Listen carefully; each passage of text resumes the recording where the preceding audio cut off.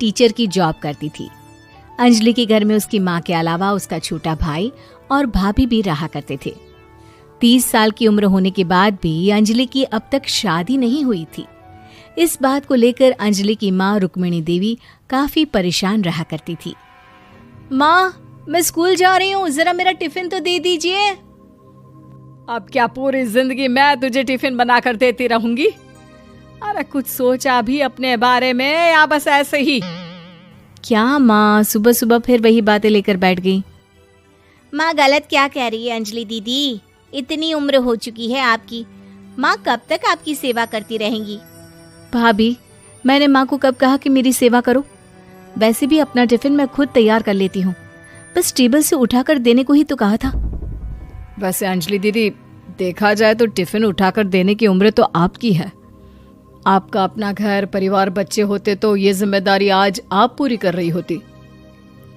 एक बात मेरी समझ में नहीं आती, अगर मेरी शादी नहीं हुई तो इसमें मेरी क्या गलती है और तुम सब लोग मेरे पीछे क्यों पड़े रहते हो? अरे कुछ कहना क्या पीछे पड़े रहना होता है? अपने छोटे भाई को देख, तुझसे 3 साल छोटा है लेकिन 2 बच्चे खेल रहे हैं आंगन में। मुझे आप लोगों की कोई बात नहीं सुननी, जा रही हूँ मैं। और आप में से किसी को मेरा कोई काम करने की जरूरत नहीं है, मैं खुद संभाल लूंगी। इतना कहकर अंजलि वहां से चली जाती है। शाम को जब अंजलि अपने स्कूल से लौटकर घर वापस आती है तो उसने देखा कि पड़ोस वाली निर्मला चाची वहां पर बैठी हुई थी। क्या बात है अंजलि बिटिया, नौकरी करके वापस आ गई? जी चाची जी, कैसी हैं आप? मैं तो ठीक हूँ बेटा, तुम बताओ शादी के बारे में कुछ सोचा या नहीं? अरे रहने दीजिए ना, इससे तो शादी की बात करना ही बेकार है। कुछ भी कहो तो गुस्सा करती है, बात बात पर आंखें दिखाती है। माँ, आप ऐसा क्यों कह रही हैं? मैंने कब आप पर गुस्सा किया?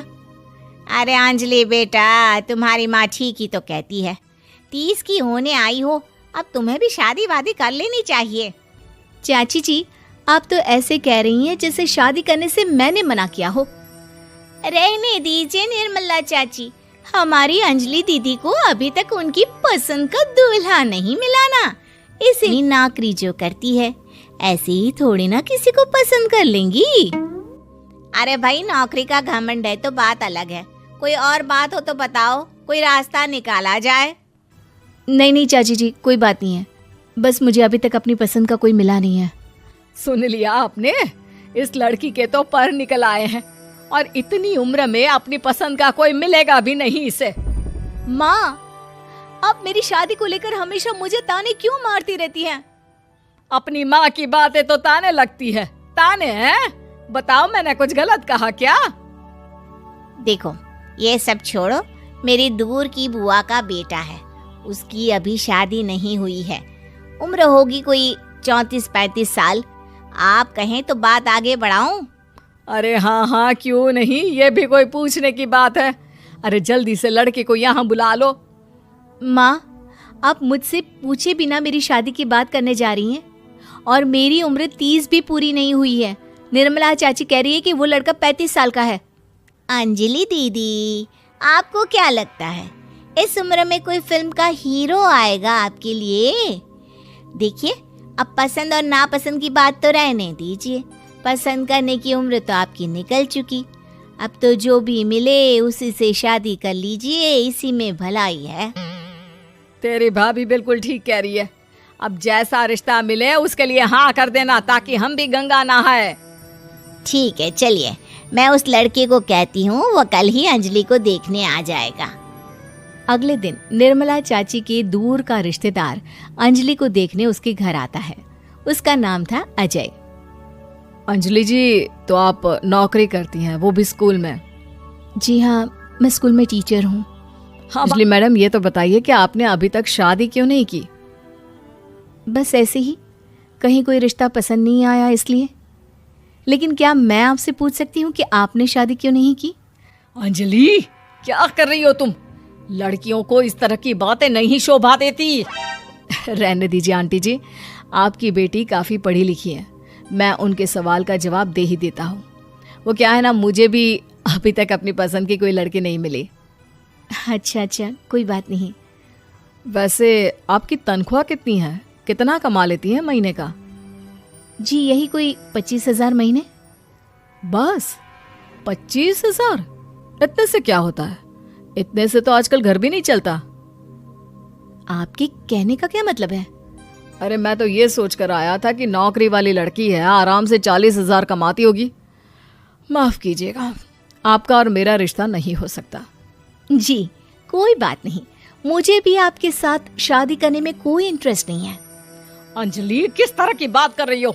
घर आए रिश्ते को ठुकरा रही हो तुम। दीदी, अब इस उम्र में आपको इतनी अकड़ नहीं दिखानी चाहिए।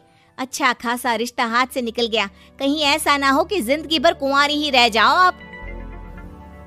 कुछ दिन और ऐसे ही निकल जाते हैं और अंजलि की शादी कभी नहीं होती। अंजलि के परिवार वाले बिंदास उसे ताने मारते रहते हैं, लेकिन अंजलि एक बड़ी नौकरी की तैयारी करती है और उसमें सिलेक्ट होने के बाद अंजलि को एक बहुत बड़ी नौकरी मिल जाती है। अब तो दीदी के नखरे और भी ज्यादा बढ़ जाएंगे भाई। अब तो इतनी बड़ी नौकरी जो लगी है, अब इनकी शादी होने से रही। माँ, मुझे नौकरी के लिए दूसरे शहर जाना पड़ेगा। आप जानती हैं ये बहुत बड़ी जॉब है और इसमें पैसे भी बहुत ज्यादा मिलेंगे। अच्छा, कितने पैसे मिलेंगे बेटा? माँ, मुझे हर महीने 90,000 सैलरी मिलेगी। क्या? अरे वाह वाह, ये तो बहुत अच्छी बात है। लेकिन फायदा क्या? कितने भी पैसे मिले, शादी तो हुई नहीं ना तुम्हारी। अंजलि नौकरी करने के लिए दूसरे शहर में चली जाती है और जब कुछ महीनों के बाद वो वापस घर आती है तो उसे अपने पति के साथ देखकर उसके घर वाले हैरान रह जाते हैं। अरे अंजलि, तूने शादी कर ली और हमें बताया तक नहीं। और दामाद जी करते क्या हैं? इतनी बड़ी कार है उनकी। माँ, मैं आपको सब कुछ बताना चाहती थी, लेकिन आप सबके ताने सुनकर बहुत दुखी हो गई थी और इसलिए मैंने अपनी पसंद से शादी कर ली। मेरे पति मेरे साथ ही ऑफिस में नौकरी करते हैं और बहुत बड़े अफसर हैं। और एक बात